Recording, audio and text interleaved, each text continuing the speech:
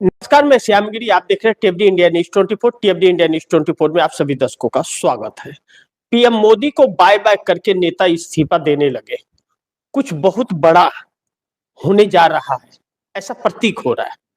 अब आने वाला वक्त सत्तारूढ़ दल के लिए अगर चुनौती है तो देश के लिए भी चुनौती है। इस बात से इनकार नहीं कर सकते, क्योंकि अब यह सरकार लापरवाही की वह सारी हदें पार कर रही है, बदतमीजियों की वह सारी हदें इनके नेता पार कर रहे हैं, जो कभी किसी ने सोचा नहीं था कि राजनीति के अंदर यह सब चीजें भी होंगी। एक चुनौती सी देश के लिए एक चुनौती बन गई है सरकार। जो सरकार चुनौतियों को स्वीकार करके अपने देश की रक्षा करती है, उसके लिए चुनी जाती है, वह सरकार खुद देश के लिए चुनौती बन गई है। सोचिए कि राजनीति किस दिशा में करवट ले रही है। जैसा मैंने कहा, मोदी को बाय बाय करके नेता इस्तीफा देने लगे। कुछ बहुत बड़ा होने जा रहा है। अब दौर इस्तीफों का जिस तरह निकल पड़ा है, वह नरेंद्र मोदी के लिए बड़ी मुश्किल लाने वाला है। इस बात से तो हम इनकार नहीं कर सकते, क्योंकि भारतीय जनता पार्टी के अंदर अब नेताओं का इस्तीफे का दौर शुरू हो गया। उत्तराखंड से लेकर के गुजरात और मध्य प्रदेश लोग इस्तीफा देने लगे हैं, और यह कह करके देने लगे हैं अपनी पार्टी की बातें कि कितने प्रतिष्ठित लोग हैं और कितने सम्मानित लोग हैं। अब इनके साथ रह पाना बड़ी मुश्किल है, इस हद तक नहीं गिर सकते। यानी कि कुछ नेताओं के जमीर जगने लगे। सौभाग्य है कि कम से कम जग तो रहे हैं, यानी कि अंधभक्ति टूट रही है। और अगर यह सच है और ऐसा हो रहा है, उनके दिमाग में उपज हो रही है, तब तो फिर मोदी की राजनीति के लिए बड़ी मुश्किल आने वाली है आने वाले वक्त में। इस बात से हम इनकार नहीं कर सकते। दूसरी तरफ भारतीय जनता पार्टी के अंदर यह इस्तीफे के दौर जो 2025 से 26 में शुरू हुआ है, 25 के आखिरी और 26 की शुरुआत में, 10.5 सालों तक, 11 सालों तक यही नेता बदजुबानी करते हुए नजर आ रहे थे। जिस तरह से उत्तराखंड के अंदर भारतीय जनता पार्टी के मंत्री गिरधारी लाल ने बयान दिया है कि बिहार के अंदर 20 से 25 हजार में लड़कियां मिल जाती हैं, यह भाजपा नेता के अलावा कोई बयान नहीं दे सकता। अब तो नीतीश कुमार से क्या उम्मीद करें इसके ऊपर कि नीतीश कुमार कुछ एक्शन लेंगे या कुछ जवाब देंगे या मोदी का साथ छोड़ देंगे, ऐसा बिल्कुल अभी तो कुछ कहना बहुत जल्दबाजी होगा। क्योंकि नीतीश कुमार भी उसी हिजाब के मामले में दोषी हैं, जो बच्ची को ज्वाइनिंग लेटर देते वक्त हिजाब बच्ची का खींच दिया। क्यों? तो जब एक स्टेट का सीएम अपने स्टेट के महिला और बच्चियों का सम्मान नहीं कर सकता, तो दूसरे स्टेट का मंत्री क्यों करेगा? क्यों करेगा? लेकिन देश के लिए तो यह चिंता का विषय है, क्योंकि जिस बच्ची का हिजाब खींचा गया था वो सिर्फ बिहार की नहीं, वह देश की बच्ची थी।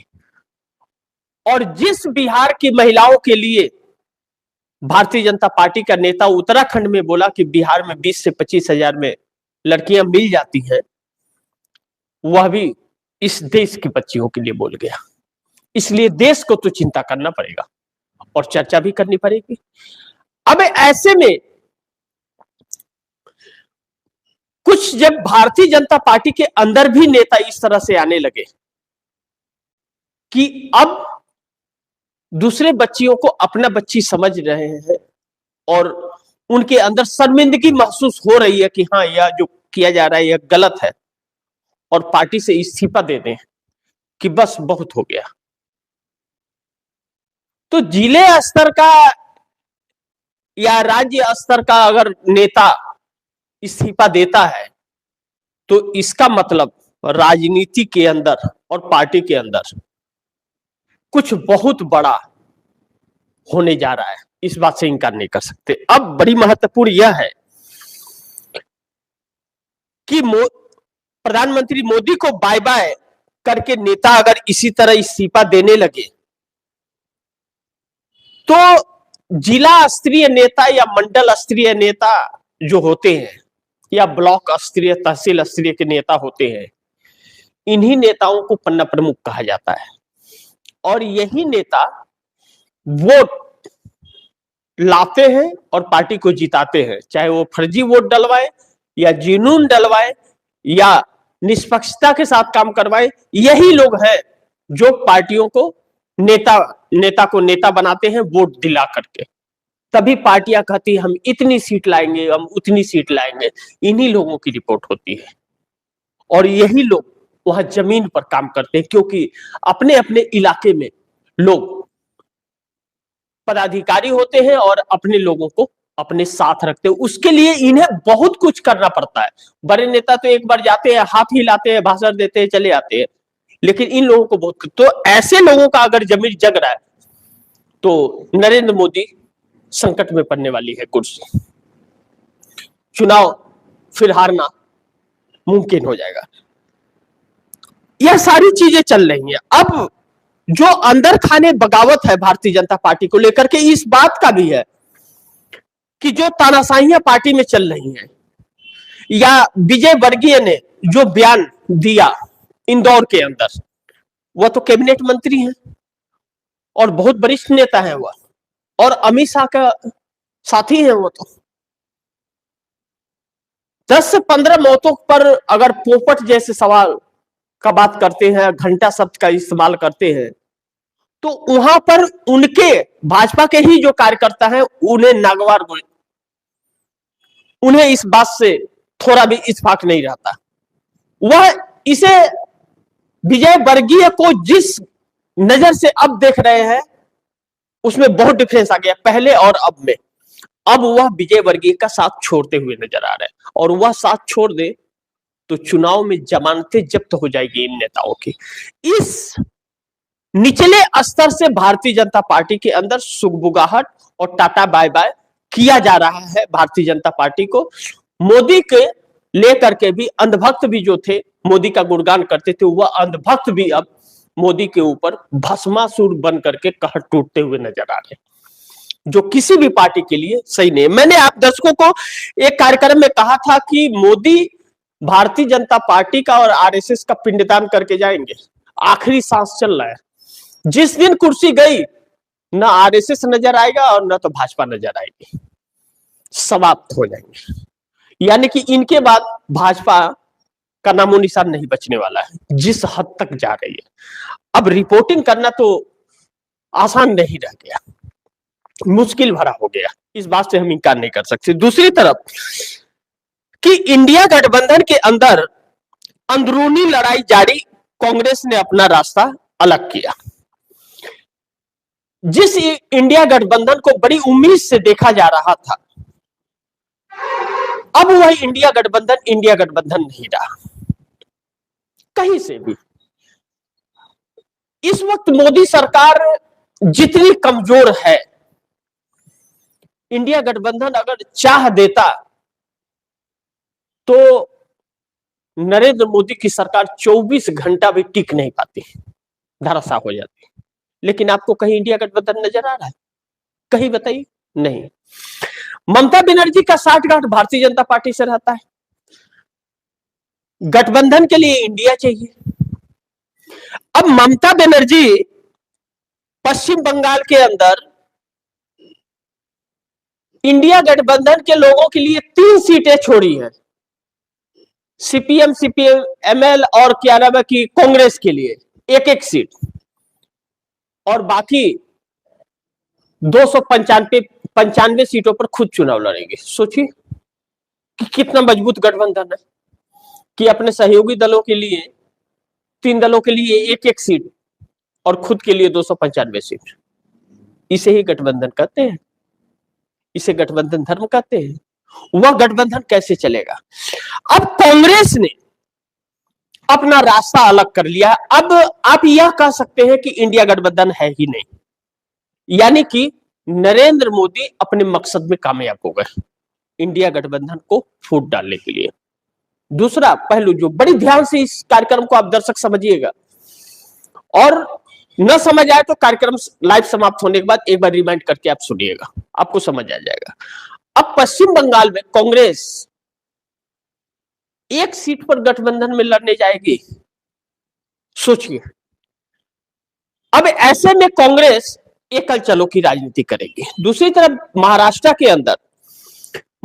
के अंदर जो शरद पवार और उद्धव ठाकरे हैं, भारतीय जनता पार्टी डोरे डालती है और पीठ पीछे उनका समर्थन भी रहता है भाजपा के पीछे, पर्दे के पीछे से, कि हम इंडिया गठबंधन को एकजुट होने नहीं देंगे और आपकी कुर्सी जाएगी नहीं। लेकिन वही उद्धव ठाकरे, जिनके पिता वाला साहब ठाकरे ने विरासत शिवसेना की बनाई थी, वह छिन गई, एकनाथ शिंदे के हाथ चली गई। अब घमंड है इन नेताओं को, या यह नेता समझ नहीं पा रहे, नेता कहलाने लायक नहीं है, यह वक्त बताएगा। इंडिया गठबंधन की चिंता नहीं कि एकजुट होकर के महाराष्ट्र में बीएमसी का चुनाव लड़ ले। अब परिस्थिति ऐसी आ गई है कि बीएमसी चुनाव से कहीं ऐसा ना हो कि उद्धव ठाकरे की पार्टी का नामो निशान खत्म हो जाए। ओरिजिनल पार्टी तो वैसे भी एकनाथ शिंदे ले चुके हैं, इस हालात में आ गए हैं। और दूसरी तरफ शरद पवार की एनसीपी और अजीत पवार की एनसीपी, जो एनसीपी दो टुकड़ों में बट गई थी, वह दोनों एक साथ होकर के चुनाव लड़ रहे हैं। ध्यान दीजिएगा, शरद पवार और अजीत पवार एक साथ मिलकर चुनाव लड़ रहे हैं।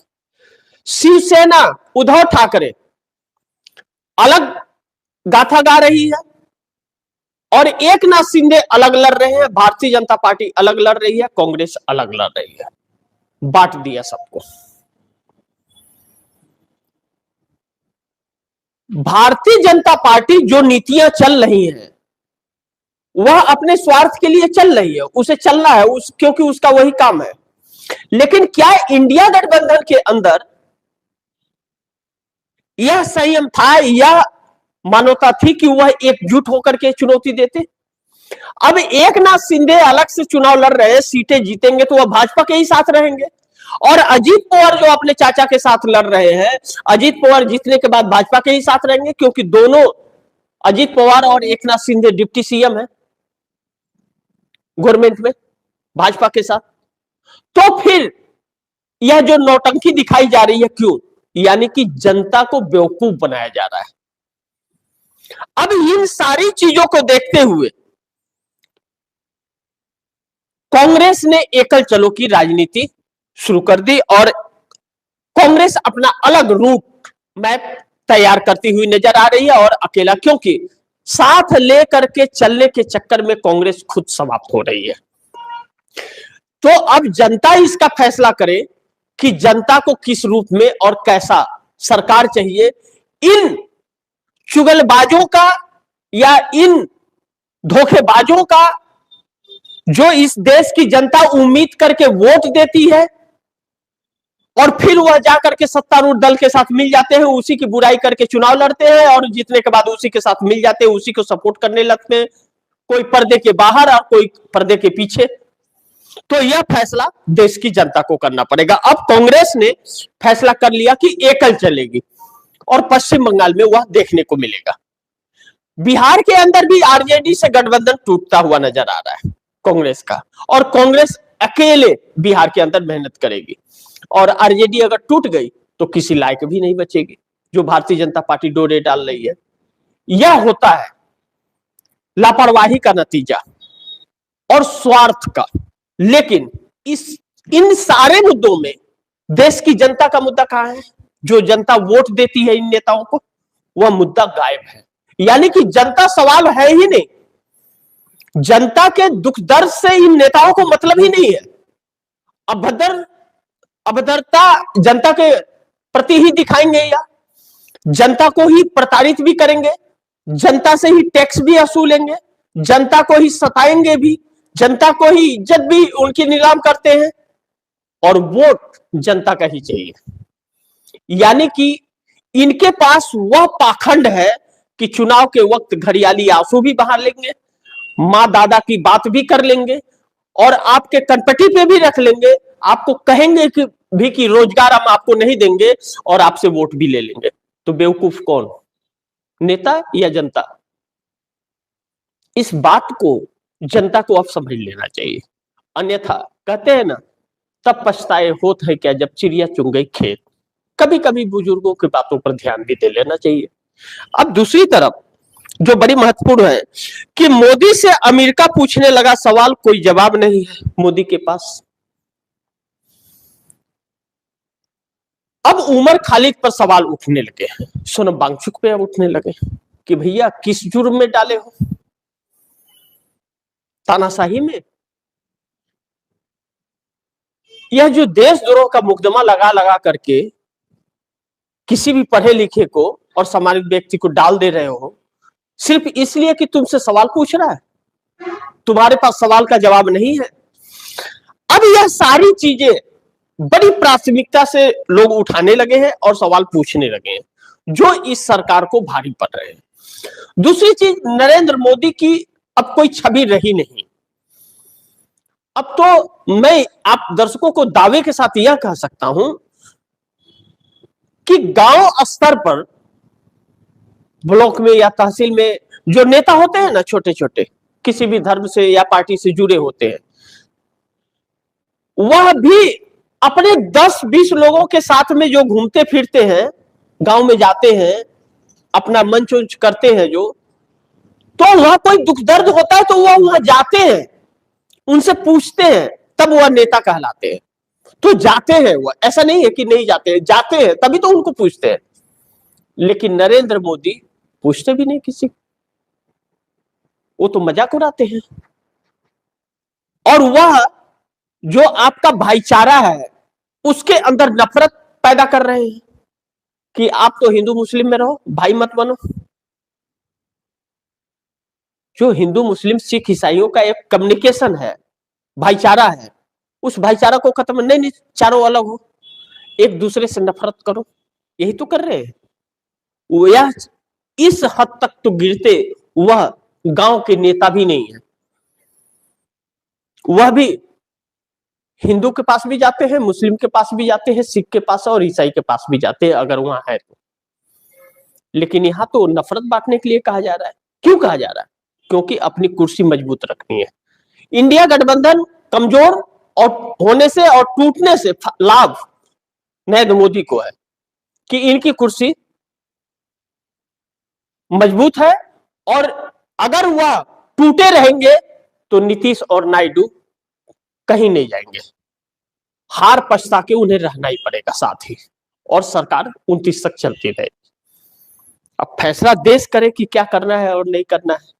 मैंने तो यथा स्थिति आप दर्शकों के सामने रख दिया। लेकिन एक चीज है, भारतीय जनता पार्टी के अंदर अब कुछ नेताओं की जमीर जग गए हैं कि जिला स्तर, मंडल स्तर, प्रदेश स्तर के नेता भारतीय जनता पार्टी से इस्तीफा देना शुरू कर दिए हैं, बाय बाय, और यह कहते हुए कि अब तो हद पार हो गई। तो इंतजार कीजिए, वक्त बहुत कुछ करवट ले रहा है, लेकिन इंडिया गठबंधन अब एक न रहा। आने वाले वक्त में इस देश को कीमत चुकानी पड़ेगी या नेताओं को कीमत चुकानी पड़ेगी, यह वक्त बताएगा। तो इसी के साथ आप दर्शकों से इजाजत चाहूंगा, और राजनीति में कुछ बहुत बड़ा होने जा रहा है, इस बात से इनकार नहीं कर सकते।